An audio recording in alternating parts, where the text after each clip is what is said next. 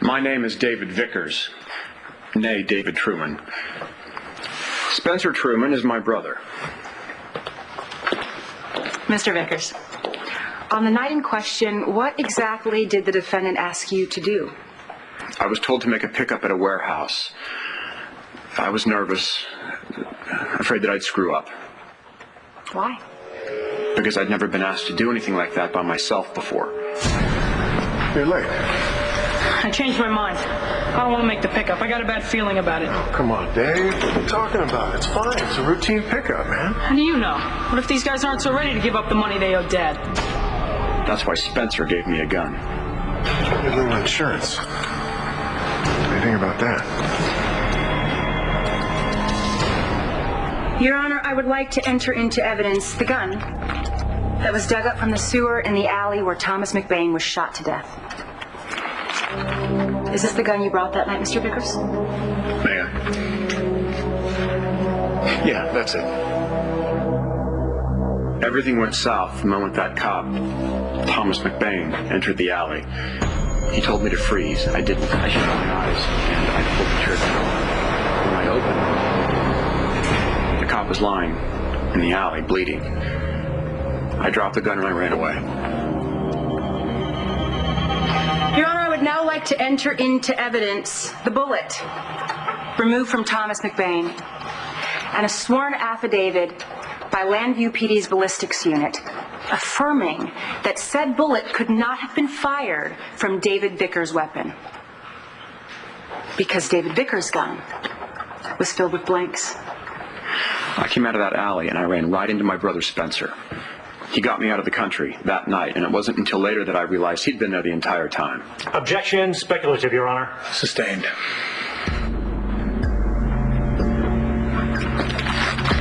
Do you recognize this gun, Mr. Vickers? Man. Yes, it's the twin to the gun that I was given. My father gave Spencer 2 matching Walther .38 caliber PPKs, one for each of us. So you were given twin guns.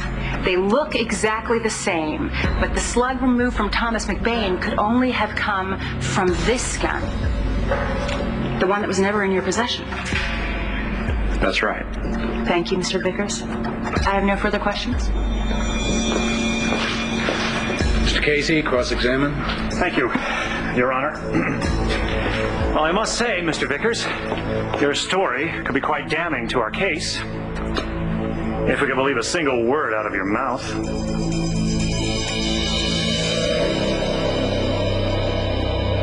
Todd isn't in jail because a judge decided that he changed.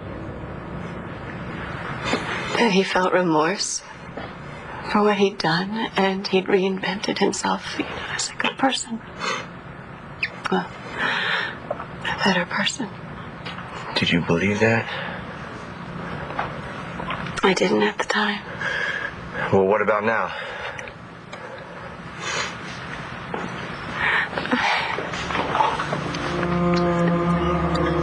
I don't believe that Todd has it in him.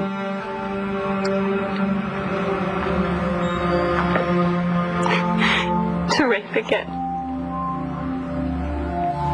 But I still think he can hurt people, can't? I'm sure he still does.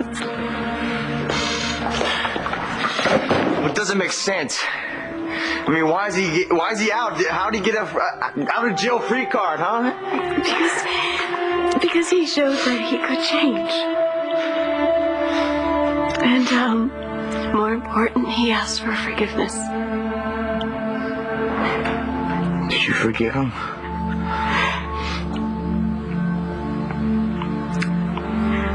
I'm never gonna forget what he did to me. But the only way that I could move past it was to stop being angry and stop hating. If I hadn't, I wouldn't have met your father. Fallen in love, and we wouldn't have had you.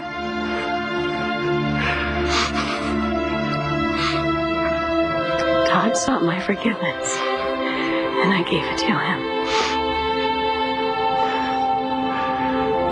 So, sweetie, if you want to feel better, you're gonna need the same thing from Star. I don't really care what the kids think, as long as they don't have to deal with what I've done in my life. As long as they don't, or you don't. Todd, this isn't you. You don't give up on a fight. You've taken on Spencer Truman, Victor Lord, Margaret Cochran. But I swear, the mention of Marty Saybrook and you fall to pieces. No matter how many years you spent repenting, you feel guilty. Guilty. So guilty that you're ready to walk out on your daughter rather than have just a tough conversation. You know, Todd, did you ever stop and think that maybe that's all you really have to do is to get this behind you, is just to stop and talk about it? And then, all of a sudden, she'll love and respect me. But she does already, Todd. You know that. It's because those kids at school, they make her remember everything that happened with Marty. We told her about that years ago. But she loves you. You are the light in that little girl's eyes. You are a hero. You are a father. And you always will be, Todd. You know that. I just don't know how to talk to her about something I don't understand myself. Well, then you got a choice here. You know what? You can talk to her and be the father she needs you to be. Or you can just back off and confirm to her that you're the monster that you claim to be. Oh, get out. Just get out, Todd. I've got 2 kids to raise, and I am tired of messing with you. Dad, are you going?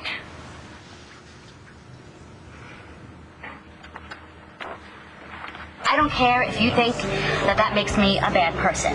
You know, you hear all the time about biological parents who give away their kids, and then out of nowhere they just decide to change their minds. And automatically, you know, people assume that the right thing to do is to give their kid back to their real parents. But the thing is, there is no one else in this world that is more of a real mom or dad to Tommy than Michael and me.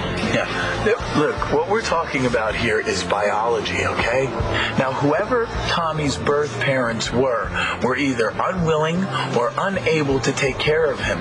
So they left the job to someone else. And that someone else happens to be Marcy and myself.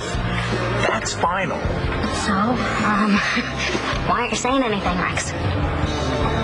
Just, because I was listening. No. No, what? No, it's because you found them. It's because you found Tommy's birth parents, didn't you?